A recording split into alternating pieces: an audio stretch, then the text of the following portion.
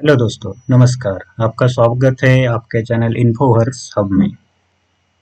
आज हम डिस्कस करने वाले हैं शेयर बाजार में निवेश करने से पहले विचार करने योग्य 5 प्रमुख बातें। जब आप कोई भी शेयर परचेज करने का सोचते हो तो उससे पहले ये 5 चीज़ें आपको ध्यान में रखना ज़रूरी है, तो इससे आप अच्छा रिटर्न उस शेयर पे कमा पाओगे। तो वो कौन सी 5 बातें हैं, देखते हैं। उससे सबसे पहले है उस स्टॉक का पीई रेशो। सेकंड है उसका पीईजी रेशो। थर्ड, वो स्टॉक का आरओई। फोर्थ, उस पर्टिकुलर स्टॉक का ROCE value. And fifth one is beta value of that stock. So one by one हम देखेंगे एक्चुअली 5 पैरामीटर्स क्या होते हैं। तो सबसे पहले है पीई रेशो। उसको हम कहते हैं प्राइस टू अर्निंग रेशो। सो किसी भी स्टॉक का पी रेशो बहुत इंपॉर्टेंट होता है, क्योंकि उस बेसिस पे हमें ये पता लगता है कि जो पर्टिकुलर स्टॉक है वो पर शेयर में कितना अर्न कर रहा है और कमा रहा है। तो उसका पी रेशो निकालने के लिए एक्चुअल उस शेयर का जो स्टॉक प्राइस है एट द मोमेंट, उसको डिवाइड करते हैं अर्निंग पर शेयर से। सो हमें उसमें क्या देखना है कि जिस स्टॉक का हाई पी रेशो रहता है तो वो ओवर वैल्यूड, उसे हम ओवर वैल्यूड कहते हैं। और जो शेयर होल्डर उसमें इन्वेस्ट कर रहे हैं उनका ये मानना है कि फ्यूचर में ये stock high growth rate provide करेगा।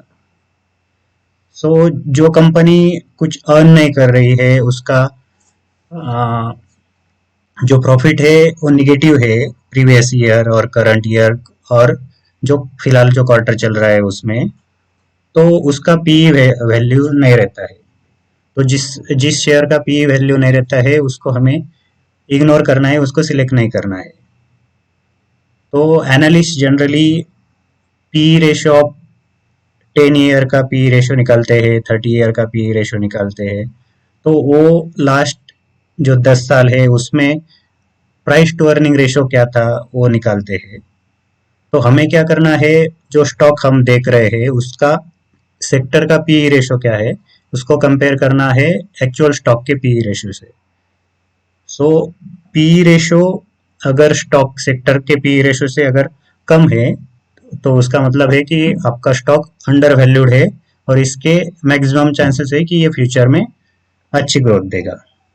और वाइस वर्सा, जिसका पी रेशो सेक्टर के पी रेशो से ज़्यादा रहेगा तो उसका मतलब वो स्टॉक ओवर वैल्यूड है और फ्यूचर में चांसेस है कि वो एक करेक्शन दे दे। तो नेक्स्ट पैरामीटर है पीईजी रेशो। इसको कहते हैं price earning to growth ratio.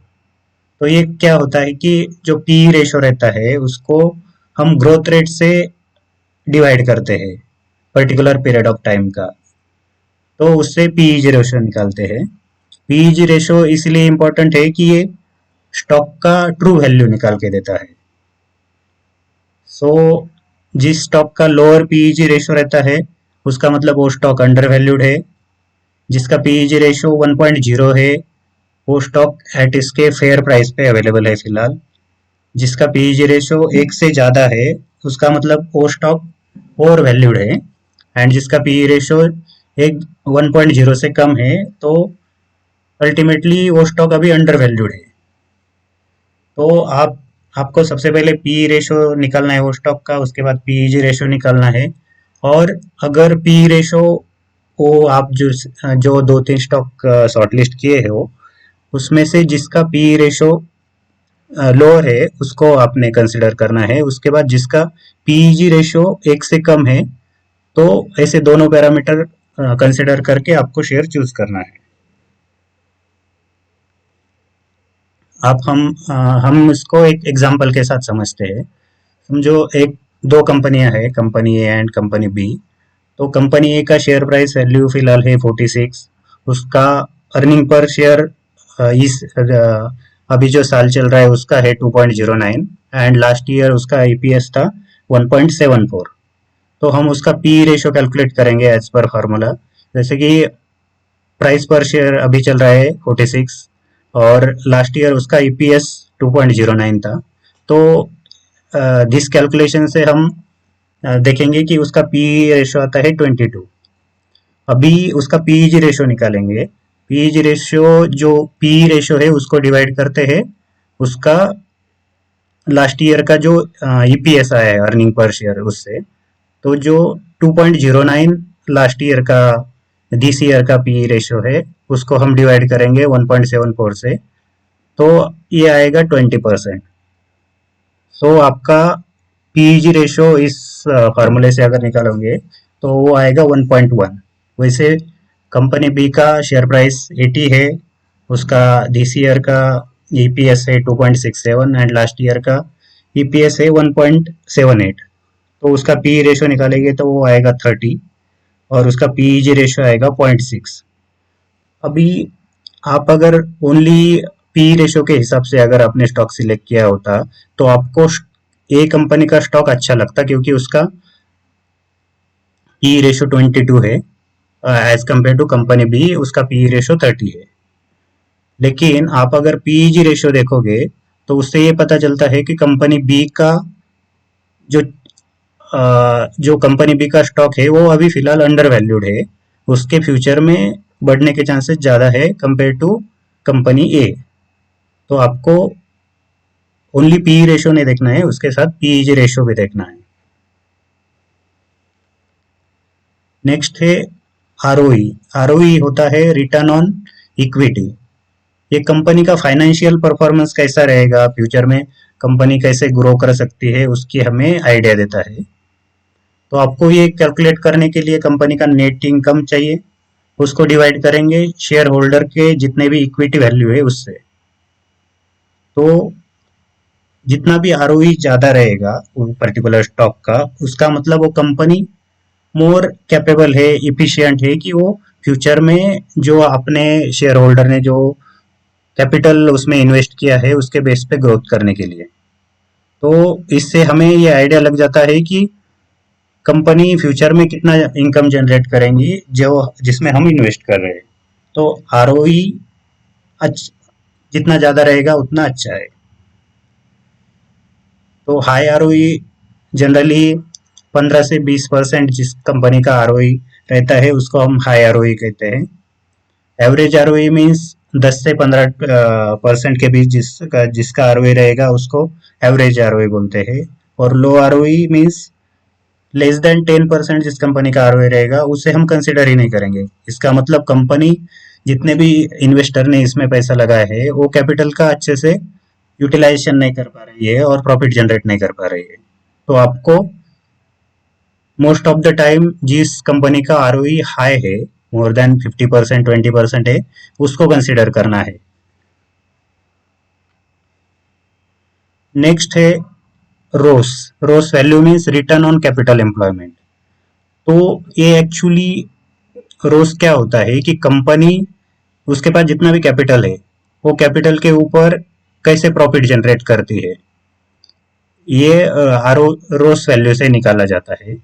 तो रोस और आरओई वैल्यू में क्या डिफरेंस है, तो मेन डिफरेंस ये है कि आरओई वैल्यू उसमें ओनली जितने भी कैपिटल इन्वेस्ट की है इन्वेस्टर ने उसके बिहाफ में कितना कंपनी अर्न कर रही है वो वैल्यू निकालते हैं।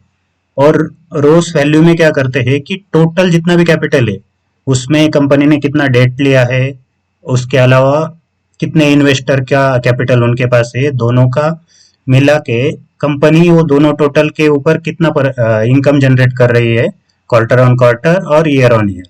तो उसके बेस पे आरओस रोस वैल्यू निकालते हैं। तो इससे कंप्लीट आइडिया लग जाता है कि कंपनी की मैनेजमेंट स्किल कैसी है, वो एक्चुअली फंड का यूटिलाइजेशन कैसे करते हैं। सो आपको क्या करना है, जितने भी स्टॉक आपने सिलेक्ट किया है सेम सेक्टर के, तो आपको वो कंपेयर करना है कि किसका रोस वैल्यू अच्छा है। जिसका रोस वैल्यू अच्छा रहेगा वो कंपनी आपको सिलेक्ट करना है। नेक्स्ट है बेटा वैल्यू। तो बेटा वैल्यू क्या आइडिया देता है आपको कि स्टॉक की वोलेटिलिटी कितनी है इन रिलेशन टू आपका जो इंडेक्स है, जैसे कि निफ्टी 50 अगर 1% बढ़ रहा है तो आपका स्टॉक कितना बढ़ रहा है, तो एक रेशियो निकाल के देता है कि स्टॉक की वोलेटिलिटी कितनी रहेगी। समझो आपका बेटा वैल्यू अगर 1 है, तो इसका मतलब आपका स्टॉक वोलाटाइल है। जितना इंडेक्स बढ़ेगा उसके सेम 1% अगर निफ्टी 50 चढ़ा है तो आपका स्टॉक भी 1% चढ़ेगा, और निफ्टी 50 अगर 1% गिरा है तो आपका स्टॉक भी 1% गिरेगा। तो ये आपको रिस्क, आपकी रिस्क कैसे आप मिनिमाइज कर सकते हो, कम कर सकते हो, इसकी आइडिया बेटा वैल्यू देता है।